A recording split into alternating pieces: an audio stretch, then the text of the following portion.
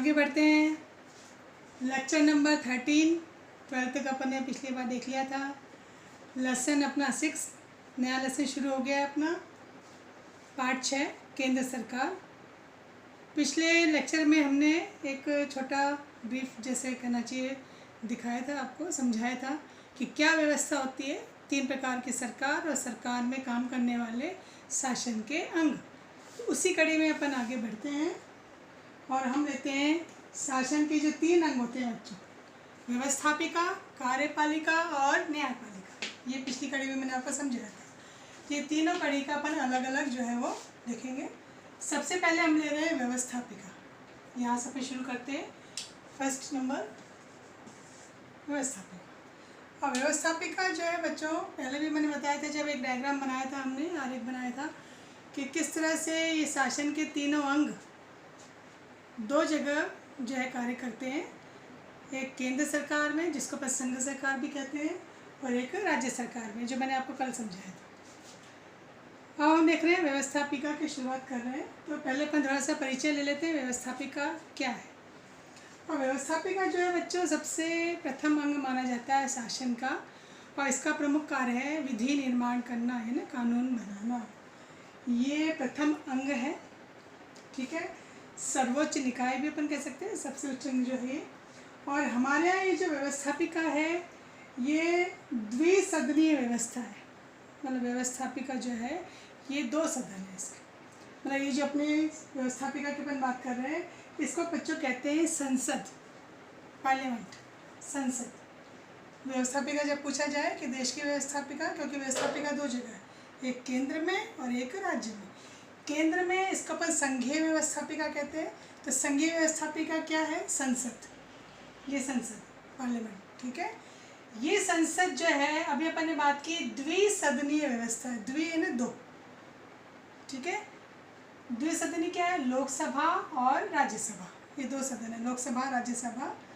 और ये सहायतार्थ बने राष्ट्रपति के, राष्ट्रपति और ये दोनों अंग, इनको मिलाकर के किसका निर्माण हुआ है? संसद का। अगर क्वेश्चन आता है कि संसद का निर्माण किससे मिलकर हुआ है, तो राष्ट्रपति और उसके इनके साथ में ये दोनों सदन, लोकसभा और राज्यसभा। तो इन तीनों का संयुक्त नाम, एक क्वेश्चन और बन गया कि संसद जो है संयुक्त रूप से बनी है, तो संयुक्त नाम जो है इनका, लोकसभा, राज्यसभा, राष्ट्रपति का, वो क्या है? संसद। अब इन दोनों की अपन अलग अलग पहचान भी देखेंगे, फिर बाद में इनका अपन दोनों का अंतर भी करेंगे।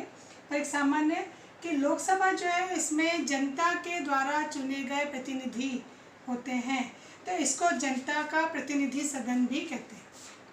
जिनको हम चुनाव में जिताते हैं, जो चुनाव में जीत करके जाते हैं, वो जनता ने तो चुना है इनको। तो ये लोकसभा के जो पहचान है, जनता का प्रतिनिधि सदन। जबकि राज्यसभा जो है ये राज्यों का परिषद जाना जाता है, राज्यों की संस्था ये मानी जाती है। तो इसका लोकसभा जो है ये वास्तविक शासक है, क्योंकि यहाँ पे चुने प्रतिनिधि जो जाते हैं वो वहाँ पर शासन करते हैं। तो राष्ट्रपति जो है ये संसद का अंग है। राष्ट्रपति जो है वो संसद का अंग है, किंतु राष्ट्रपति ना कभी बैठकों में जाते हैं वहाँ पर, और ना ही वहाँ किसी चर्चाओं में भाग लेते हैं, ठीक है। तो ये इसका थोड़ा सा हो गया, हमने इसका परिचय दे दिया। फिर हम वापस आते हैं व्यवस्थापिका में, जो आपने बात की कि द्विसदनीय व्यवस्थापिका है। तो इसका गठन 2 प्रकार से होता है, 2 स्तर है गठन के। यहाँ क्वेश्चन आ गया, व्यवस्थापिका के गठन के कितने स्तर है? 2 स्तर। एक केंद्र में जिसका अपन संघ भी कहते हैं, संघीय व्यवस्थापिका, जो हमने अभी बात की थी संसद। और दूसरी होती है राज्य में, जो राज्य विधानमंडल है, वो राज्य की व्यवस्थापिका कहलाती है। अब हम देखते हैं वापस व्यवस्थापिका में जो नाम है संघीय व्यवस्थापिका। अब तो ध्यान आ गया बच्चों, आपको सबको समझ में आ गया। व्यवस्थापिका 2 जगह, एक केंद्र में, ठीक है, संघीय नाम से, और एक राज्य में, राज्य व्यवस्थापिका के नाम से, ठीक है। 2 सदनों से मिलकर के इसका निर्माण हुआ। और संसद जो है ये 3 अंगों का संयुक्त नाम माना जाता है। अब ये जो व्यवस्थापिका है जिसको अपन संसद कहते हैं केंद्र में, इस संसद का संचालन कहाँ होता है? तो सबको पता होगा संसद भवन, जो कहाँ पर है? दिल्ली, नई दिल्ली में, संसद भवन नई दिल्ली में। तो ये सारी चीज़ें जो हैं कि ये अंग होंगे शासन के, इन 3 अंगों से काम चलेगा। ये आपको पहले भी मैंने बताया था कि सब चीज़ें अपने यहाँ कहाँ पर लिखी गई हैं? संविधान में। संविधान में अलग अलग हिस्से जो है उसमें। तो संविधान का अनुच्छेद 79 यहाँ पे प्रश्न आता है कि संविधान के कौन से अनुच्छेद में संसद का वर्णन किया गया है कि संसद होगी, ये अनुच्छेद 79 में वर्णन किया गया है। फिर अभी अपन बात करते हैं कि भाई कि ये 2 सदनों से प्लस राष्ट्रपति जो है, राष्ट्रपति और उनके 2 सदन जो है इनसे मिलकर के बनी है। तो यहाँ पर अपन देखेंगे लोकसभा और राज्यसभा, ये जो 2 अंग हैं लोकसभा और राज्यसभा, इनके बीच का अंतर। तो अपन जब अंतर इस प्रकार से करेंगे तो बच्चों आपके लिए ये दोनों समझना एक साथ आसान हो जाएगा, क्योंकि सामने ही आपको अंतर दिखाई दे रहा है। तो सबसे पहले अपन देखते हैं कि एक तो इसकी पहचान दोनों सदनों की, लोकसभा और राज्यसभा की। तो इनके अपन रचना देख रहे हैं कैसे इनका गठन हुआ, क्या हुआ। तो सबसे पहले पहचान देखते हैं कि लोकसभा जो है इसको प्रथम सदन कहते हैं, पर इसका अन्य नाम भी है निम्न सदन। प्रथम है पर निम्न है। और ये जो राज्यसभा है ये द्वितीय है पर उच्च सदन है। आपने छोटी क्लास में पढ़ा होगा इनके बारे में, अगर भूल गए तो मैं फिर से याद दिला रही हूँ, पुराने आपके क्लास का आपका पढ़ा हुआ याद होना चाहिए आपको, ठीक है। फिर हम यहाँ पे पॉइंट्स ले रहे हैं, इसके पॉइंट्स के आधार पे इनका अंतर करेंगे। फिर हम देखते हैं बच्चों सदस्य संख्या, मतलब यहाँ पर जो सदस्य बैठते हैं उनकी संख्या क्या होती है। अब बच्चों सदस्य संख्या जो है इसकी एक अधिकतम संख्या जो है तय की गई है, और उसके आधार पे जो है वृद्धि भी हो सकती है और कमी भी की जा सकती है। तो 552 ये अधिकतम संख्या हो सकती है किसकी, लोकसभा की, ठीक है। अब इसमें एक पॉइंट और ध्यान रखना, 1987 में ये तय किया गया था। गोवा दमन द्वीप, नाम सुना है ना आप लोगों ने, सभी अपने देश में ही है। गोवा दमन द्वीप पुनर्गठन जो अधिनियम बना था उसके तहत ये तय किया गया था कि इसकी संख्या में वृद्धि की जा सकती है।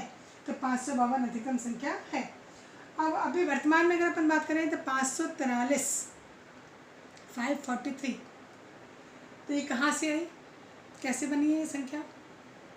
530 तो आते हैं राज्यों से, जो सदस्य चुनाव में जीत कर आए ना बच्चों, 530 तो आगे राज्यों से और 20 आगे संघीय क्षेत्रों से।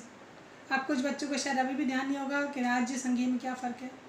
बच्चों अपने यहाँ पर जो पूरा एक देश अपन देखते हैं, उस देश में जो अपन विभिन्न राज्यों को देखते हैं ना, तो उन राज्यों की 2 कैटेगरी हैं। एक तो वो राज्य हैं जिनका खुद का शासन होता है, अब जैसे अपना राजस्थान है, खुद का मुख्यमंत्री है, राज्यपाल है। पर कुछ अपने राज्य ऐसे हैं जो आकार में छोटे हैं, उनका प्रशासन जो है केंद्र के हाथ में। तो चूँकि वो केंद्र द्वारा शासित होते हैं इसलिए इनको संघीय, क्योंकि केंद्र का दूसरा नाम अभी क्या बताया मैंने, संघ भी इस्तेमाल कर सकते हैं। तो केंद्र शासित प्रदेश भी कह सकते हैं या संघीय प्रदेश भी इनको कह सकते हैं, संघ शासित। तो ये यहाँ से कितने आते हैं, 20। तो 530 और 20 कितने हो गए, 530 और 20 मिलाते हैं कितने हो गए, 550। तो संख्या तो अभी कितनी लिखनी है अपन को, 52। तो 2 कहाँ गए, तो 2 को अपन प्लस करेंगे। ये जो 2 व्यक्ति हैं ये मनोनीत किए जाते हैं, मतलब इनका चुनाव नहीं होता है, इनको राष्ट्रपति चुनते हैं। 2 एंग्लो इंडियन या आंग्ल भारतीय, ये जो एक समुदाय है इसमें से राष्ट्रपति 2 व्यक्तियों को मनोनीत करते हैं, चुनाव में नहीं खड़े थे, राष्ट्रपति को मनोनीत करते हैं। तो ये संख्या जो है इसकी हो जाती है 552। वर्तमान में भी कितनी है, 543। अब यहाँ पे बनाते हैं, इसके अपन ने पहचान देखी थी, प्रथम निम्न सदन, ये द्वितीय है और उच्च सदन। क्या है ये, द्वितीय है नंबर पे और ये उच्च सदन है। इसकी 552 है तो इसको 250 अधिकतम, और वर्तमान में 245, ठीक है। अब इसमें कैसे आते हैं, 233 प्लस 12, 233 राज्य विधानमंडलों से, ठीक है। और 12 इसमें होते हैं मनोनीत। जैसे अभी यहाँ पे राष्ट्रपति ने 2 किए थे, राज्यसभा में यहाँ पर 12 जो अपने किसी विशेष उपलब्धि के कारण, जैसे किसी खेल में, चिकित्सा में, विज्ञान में, साहित्य में, ठीक है, सहकारिता में, या किसी भी अपने अभिनय के क्षेत्र में, कला के क्षेत्र में, खेल के क्षेत्र में विशेष उपलब्धि रखते हैं, उनको यहाँ पे राष्ट्रपति के द्वारा मनोनीत किया जाता है, ठीक है।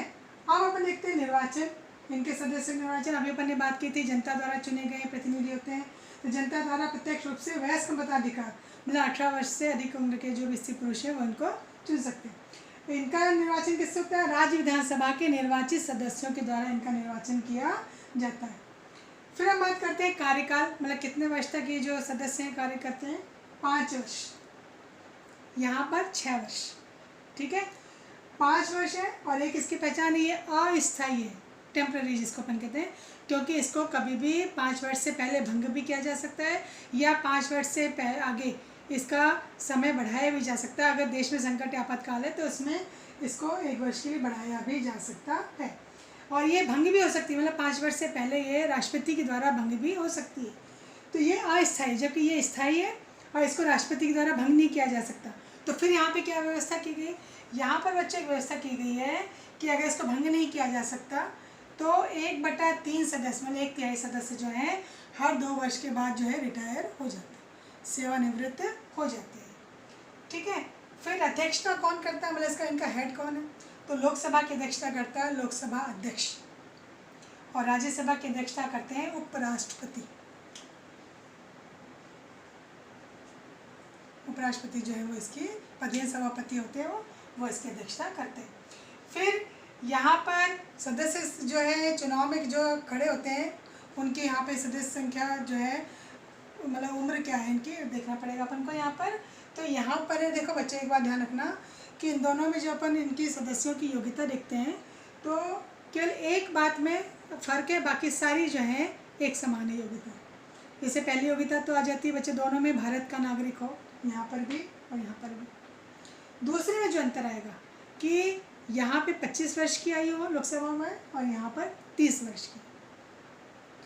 फिर वो जैसे आपने शुरुआती छोटी क्लास से पढ़ते आ रहे हो कि उसमें सभी शर्तों को पूरा करने की जो है योग्यता होनी चाहिए, वो किसी लाभ के पद पर ना हो, ठीक है, पागल दिवाली अपराधी घोषित किया हुआ नहीं हो।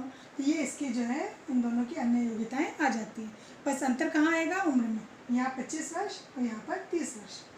फिर इसका जो अधिवेशन बुलाया जाता है, जो बैठक होती है, सत्र होती है, तो इसको कौन बुलाता है, दोनों सदनों को आमंत्रित करता है राष्ट्रपति। शुरुआत जब इसका शुरू होती है तो राष्ट्रपति इसको जो है दोनों सदनों की बैठकों को आमंत्रित करते हैं, ठीक है। और यहाँ पर जो भी कानून बनते हैं वो कानून विधेयक होते हैं और बिना राष्ट्रपति की अनुमति के वो कानून नहीं बनते। तो विधेयक बनने के बाद किसके पास जाते हैं हस्ताक्षर के लिए, राष्ट्रपति के पास, और फिर वो कानून का रूप ले लेते हैं। तो यहाँ पर लोकसभा में जो होते हैं वो होते हैं अध्यक्ष और उपाध्यक्ष, और राज्यसभा में जो होते हैं वो होते हैं सभापति और उपसभापति, ठीक है। और इनको अगर पद से हटाना है तो कम से कम जो प्रस्ताव लाया जाता है सदन में, सदन के लोग ही लाते हैं, तो कम से कम 14 दिन पहले इसकी पूर्व सूचना जो है वो दे दी जानी चाहिए।